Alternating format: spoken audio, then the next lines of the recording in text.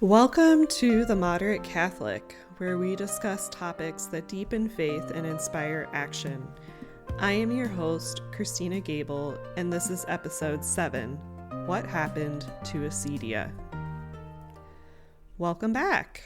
So this is episode 7. It is a bonus episode because we have, as I mentioned in the last episode, formally concluded our study of Acedia. But there will be some bonus episodes because if you, like me, resonated with this topic, you might want to learn more. In wanting to learn more, you might be wondering, what ever happened to Acedia? You know, this is not a word that is part of our everyday vernacular, much like some of the other 7 deadly sins are, if you choose to talk about that. Or you just might be wondering, why is it taking me till now to learn about Acedia? Why did I never come across this until later in life? And that was something that really piqued my interest because it took me a while to learn about Acedia. So this episode is for those diehard Acedia enthusiasts who have to know the quote end of the story. And to do so, we'll be going back to one of our primary texts, The Noonday Devil by Jean Charles Nault. And around page 96, he starts to tell the story of how this all came to be. So the story starts with actually a Franciscan friar, William Ockham, who lived around 1300 to 1350 AD.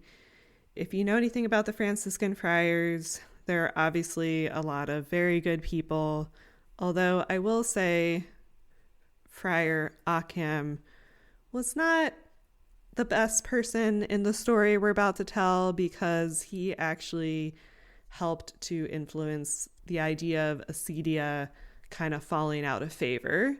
But I'm sure he was a great dude otherwise, so we're going to cut him some slack. So Franciscan Friar William Ockham sparked kind of a, quote, revolution, if you will, because at the time he was countering the theological understanding of freedom, which up until that point had primarily been articulated by St. Thomas Aquinas. So Ockham proposed a new concept of freedom, which essentially differed from Aquinas's concept of freedom, and he called this new freedom concept, quote, the liberty of indifference, end quote. Jean Charles Nault describes this on page 96 as human beings are totally indeterminate, totally indifferent with regard to good or evil, end quote. And I said human beings because, again, a lot of these things just refer to man, and I prefer to make it more gender neutral. So, indeterminate, totally indifferent with regard to good or evil. Actually, this is how we largely conceive of freedom today. We see freedom as the idea that you can choose between two contrary things. You have that choice. However, at the time, this was a bit of a, quote, revolution to what was considered a classical understanding of freedom. And that view, that classical understanding, Jean Charles Nault describes as, quote, freedom is the ability that human beings have, an ability belonging jointly to the intellect and will, to perform virtuous actions, good actions, excellent actions, perfect actions when he or she wants and as he or she wants. Humankind's freedom is therefore the capacity to accomplish good acts easily, joyously, and lastingly. This freedom is defined by the attraction of the good. Okay, so let's unpack that a little bit. In this more classical understanding of freedom, prior to Ockham, mostly delineated by Aquinas, the idea is that we have the freedom to do good, okay? And we are attracted to doing that good innately as human beings. How is it that we have that innately? Well, we believe that we are human beings with a soul, and we're not simply animals who kind of just act on impulse and their basic needs, right? But Ockham kind of deviated from all of this because he made freedom live in the moment prior to our intellect and will. So man or woman are no longer attracted to the good, as Aquinas had said. Instead, they kind of have an indifference to good and evil. Okay, so total indifference, and it's that time period before the intellect and will kick in. Ockham, being a Franciscan friar, being a religious person, was still somewhat concerned with people doing good things, okay? He wasn't like a relativist, let's just say. But he believed there had to be some sort of an external element or something extrinsic which points human beings to the good, and he described that as the law. And it points to what the good action might be. Around that time, this was really kind of picking up steam, and the idea that what is good is defined by obedience to the law. On page 97, Jean Charles Nault points out that eventually this leads to this concept of legalism. And legalism is, quote, the law alone is the criterion for good. So because this is externally motivated, human beings no longer have what Aquinas called, quote, natural inclinations. And those natural inclinations were dependent upon really the spiritual nature of humankind, so the soul. And he bases his teaching about natural law on the idea that we are created in the image and likeness of God, and therefore to determine whether, something is good, we can look inwardly to ourselves because we are created with God dwelling within us. Jean Charles Nault explains Aquinas on page 98, quote, human beings are free not despite their natural inclinations, but on the contrary, because of them. Okay, so again, let's unpack it. Some people might say, well, if this is innately within me and was put there by my creator, am I actually free because I didn't choose to be created this way? Or some people might say, oh, well, if this is how I was created, am I in some ways predestined to think a certain way, So those are all good questions to ponder. Folks today might feel like that restricts consent or freedom of choice. And Ockham kind of agrees with it, that if humankind was made naturally oriented towards the good, then that means that humankind is no longer essentially free. Going back to Aquinas, one has to ask the question, okay, if we're naturally inclined this way, what about sin? And Aquinas would say people sin not because they're attracted to evil, but because evil appears to them as good.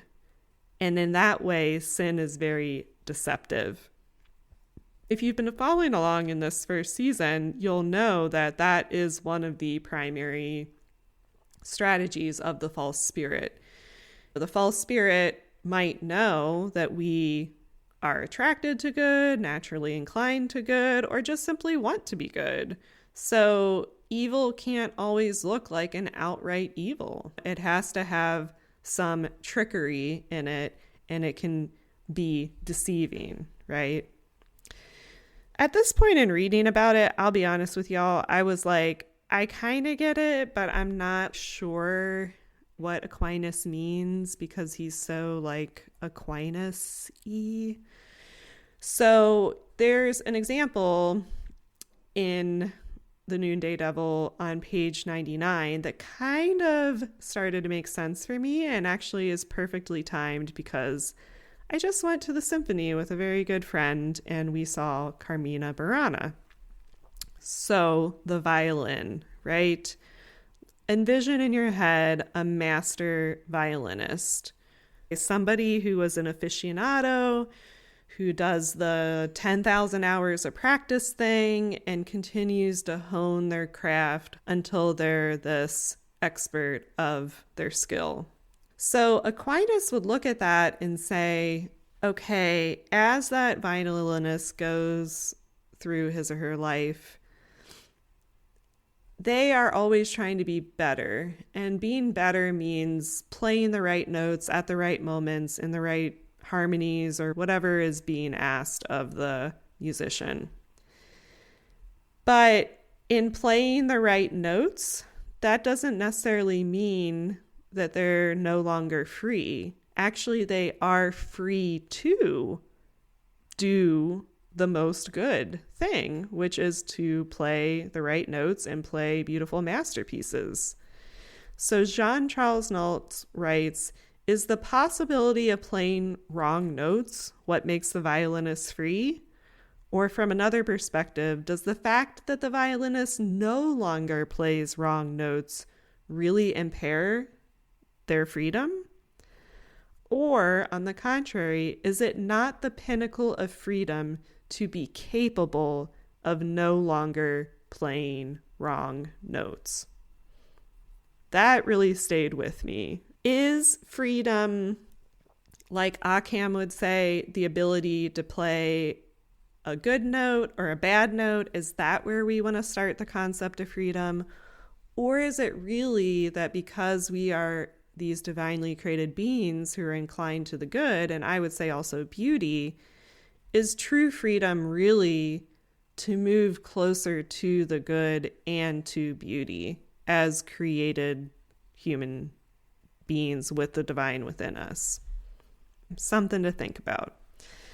So back to Ockham. As I mentioned earlier, Ockham feels we need this extrinsic thing to point us towards the good because he's still, he's still concerned about doing good, but he just sees a little differently. So he feels that we need the law. Okay, what law, Ockham? Well, Ockham says God's law. So Jean Charles Nault explains this on page 100, quote, human beings act in terms of a law that is no longer inscribed within them, but is totally external and foreign to them. A law that is totally arbitrary, which humankind can carry out only by God's decree. So notice the kind of spatiality of how he explains that. This law is no longer the law that you could say is written on our hearts. It is this external thing. And yes, it could be God's law. It could also be civil law. It could be anything external to us. And at first, it might seem like nothing changes, right? Because if it really is God's law, let's say the 10 Commandments are good, right? So really, are we just like pulling apart hairs at this point?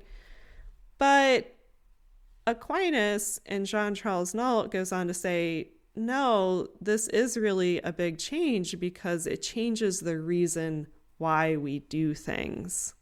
We do things not because there's an intrinsic goodness there, but because God says so or someone says so, right? And the issue with this is that a number of things can go wrong. One, God's authority could be called into question. So let's say it really is this external God's law. Well, what if people start doubting God or undermining God or disbelieving in God? The whole thing falls apart. Then what they have to turn to is human-made law, which we know is fraught with a lot of issues. So human law, civil law, while it seeks to do good, let's just say blanketly, although that is kind of hard to believe lately, if human law can be fraught with issues, it's kind of unstable in that sense. And Jean Charles Nault points out that this is a breeding ground for the concept and actuality of authoritarianism. So on page 100, he writes, "Every authority will be tempted to think that whatever it requires is good by reason of the very fact that it requires it. The authority will then have great difficulty in calling itself into question. The risk of sectarian or dictatorial trend is significant.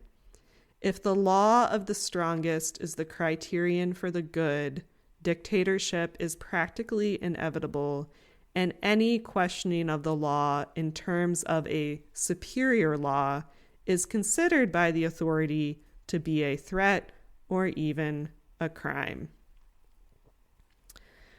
Woo! Okay, mic drop.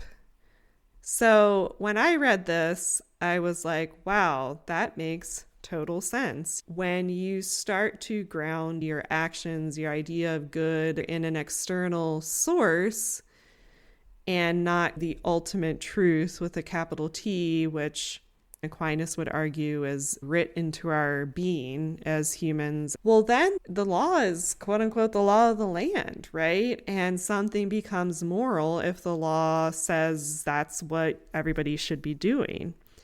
And we can see how unstable and slippery this is, because then you start to wonder, well, who's making the law? And if the law has the final say, what if that person's not being a good person? And of course, I would be remiss to say that when I read this, I really thought of Trump, because this idea that might is right and that any questioning of the policies or the law is considered to be a threat or even a crime, that's authoritarianism, right? And that's why leaders like Trump are so dangerous.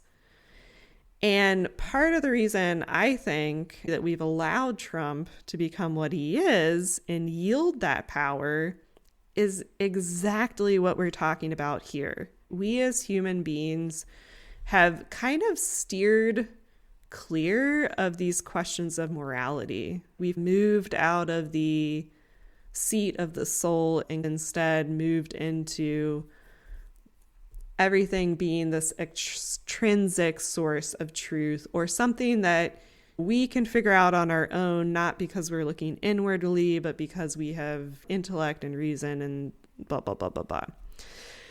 So we've, as a society, I think, drifted away from deep conversations about where does truth come from? Where does good come from? What is morality? What is our inner essence? And certainly as we've become more secularized, we've also drifted away from us as created beings by God or by a divine creator. If we let go of God, if we let go of that integration of humanity and God dwelling within one another, then we have to revert to the extrinsic, which is law. And then again, we go on that slippery slope. So we lean into this freedom almost to a fault. And in some ways, we do what Ockham kind of predicted in a way. We become indifferent to good and evil. We don't want to be told who and what we are and how we were made and what we were made for. the modern day kind of thinking is, you aren't going to tell me any of that. Instead, I have true freedom. I will choose what the answers to those things are. And I think largely because of that, we've just drifted away from God. We don't look at ourselves, our inner being, our soul, to plumb the depths of these questions like, hey, is this moral? Is it not? And we instead think of extrinsic, flawed sources. And again, I would be remiss not to bring up another example of how this is all playing out. And right now it's highly relevant because as I'm recording this, everything that's happening in Minnesota with ice. And a lot of people right now are scratching their heads and saying, well, I don't understand how Christians, or I would say Catholics, can support what they're seeing. I mean, how can anybody stay silent or even get behind the atrocities that we're seeing? What we're hearing and is coming out of this from conservative Christians, conservative Catholics, is this dominant narrative of, well, those immigrants broke the law, so they have to pay for their actions, so they must be punished, right? What is the primary source of truth and goodness in that reasoning? The law, right? But there's other people, Christians, Catholics, and even folks who don't identify with the religion, who I think are aligning more with Aquinas, though they might never describe it that way. And that is, when you look at this level of suffering, when you watch the news and you see the level of suffering that these immigration policies are inflicting, a mother being dragged from her crying children, tear gas being put under a car with children, people being shot. There's a part of people that says intrinsically, I know that this is not right. This is not God. And this is not a understanding of goodness that was divinely created and put on our hearts. In fact, it is because we're divinely created that we can look at that and be so repulsed by it. This, what we're seeing now, is a, quote, moral law that humankind has created. And instead of seeing an immigrant as another created child of God, conservatives see them as either, hey, you are with us and of us because you obeyed the law and you became a citizen, or you are nothing to us because you did not do it in that way. And again, where does that reasoning rest? On civil law. That somebody's worth and their ability to be treated with dignity rest on how in conformity or not they are with the law.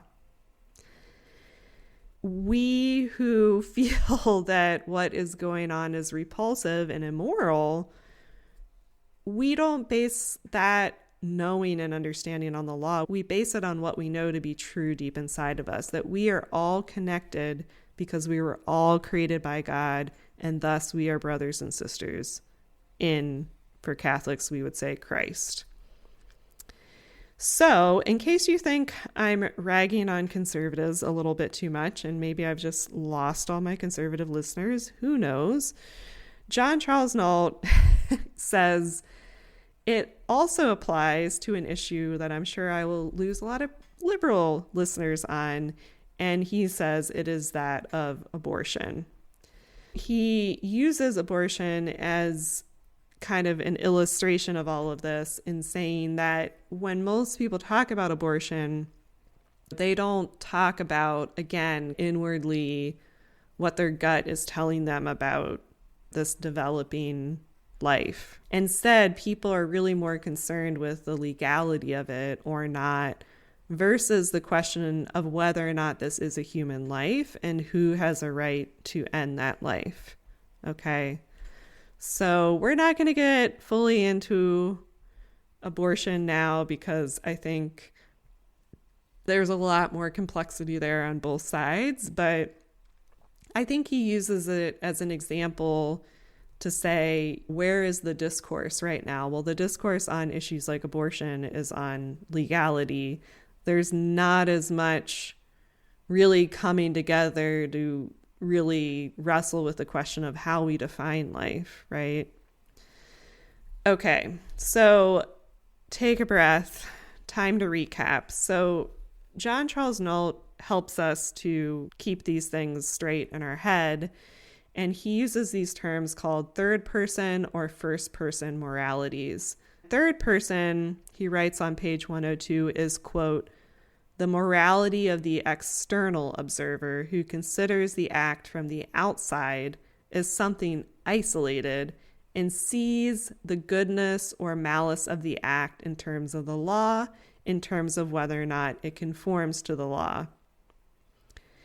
He starts talking about conscience as well in that section, and that's where I think it gets even more interesting. So when you have this third person or extrinsically motivated morality, conscience here is still relevant, but conscience in this case means, how do I use my conscience to elude the law? And the reason that conscience plays a role here is because even with civil law, we know that it's incomplete and it's up to interpretation, and therefore it cannot be applied to all cases. So conscience kicks in and fills in those gaps. If this law is really interpretable, or if it doesn't explicitly say every single situation that it could, I consult my conscience. First person morality, on the other hand, is more the Aquinas morality, and, quote, what matters is the subject who develops himself in this activity. So the embodied person that is engaging in this activity or not is really the heart of the matter.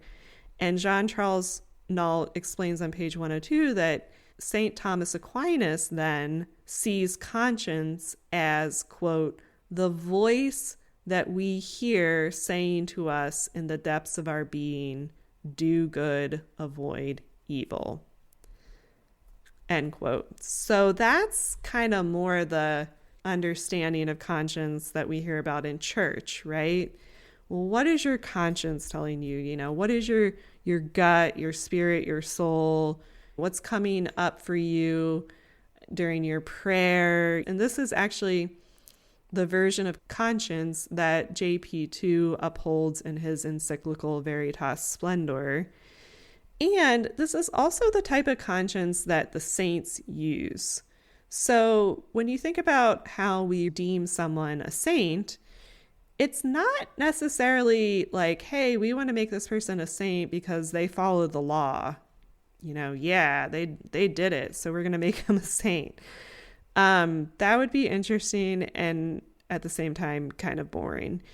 We instead tend to make people saints because they inspire us, because they followed the Holy Spirit in ways that challenged them and guided them that are truly extraordinary. I've learned a lot about Cabrini. Cabrini became a saint because of this tireless spirit that she had, this connection to God that she had that said, even if, well, let's be candid, even if all the men around you are saying, you can't do this, you can't do that, and even if they hold positions of power like the mayor of New York, like the bishop, like the Pope, even if they are telling you this, God is telling you, you need to do this, and I've written this vocation and this call for you on your heart. And you see her be so connected to that she defies even the religious hierarchy and what they say she should be doing, because their quote unquote laws that they've created are that women, and religious women especially, should not be doing such things, right? So when we think of sainthood, we think of people who really were so connected to that inner source of God that inner sense of calling that they inspire us despite everything extrinsic to them telling them otherwise. Woo, we're getting to the end here, but you might be wondering at this stage, how does this all relate then to what became of Acedia? So the reason we went through all of this, and Jean Charles Nault takes us through all of this, is because that helps us understand how Acedia slowly lost its place in moral theology. So Jean Charles Nault names some folks who were great commentators on St. Thomas. I won't list all their names here, but they essentially lived from the mid-1400s to the mid-1600s.